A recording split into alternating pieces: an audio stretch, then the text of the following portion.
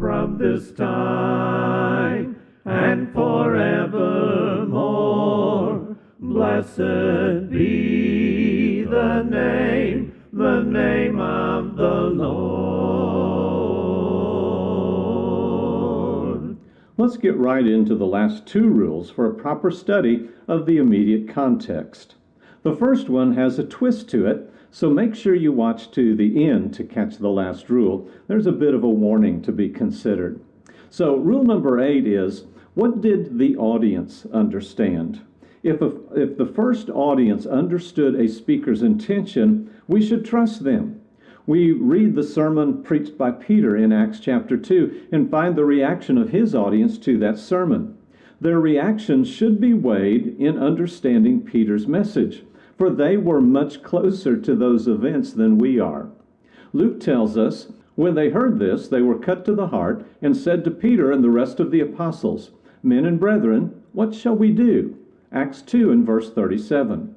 If uncorrected, we may surmise that Peter's sermon was telling them they needed to do something. But do about what? What were they asking? Peter's sermon makes it clear that they understood themselves to be in a lost condition. He was not praising them for having done well. He was admonishing them toward salvation in Jesus. Their reaction becomes a commentary on their question and the answer given by Peter. He isn't telling saved people what to do, as many rush to conclude. Instead, he's telling lost people what they need to do to be saved. That's not popular in modern religious thought, but that is what that text says. An interpreter must beware of guessing at what an audience understood. Guessing, no matter how logical it may sound, is not the same as interpreting. It's typically an injection of our own opinions. People did not always understand, and I've given you some examples in the passages at the bottom of your screen. There are times when an audience gets it wrong. When this occurs, the erroneous perception is sometimes corrected so we don't end up with the same conclusion as theirs.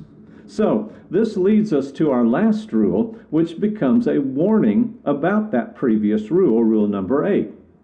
Rule number 9 is, perceptions of an audience are not always corrected or obvious. I once read where Acts 1:6 through 7 was being interpreted by a man who said that common honesty demanded that Jesus correct his disciples if the kingdom were spiritual in nature. They obviously had a physical kingdom in mind, and since he did not correct them, this man claimed that Jesus must have truly intended a physical kingdom on earth.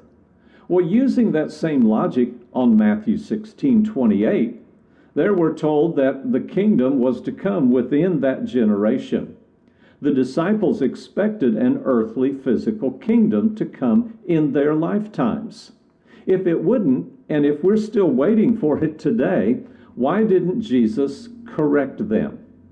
The problem in interpreting is not that a hearer was not corrected in the Bible, but that the hearer was wrong, and that it's important for us to determine that fact from other statements in the fulfillment of God's will.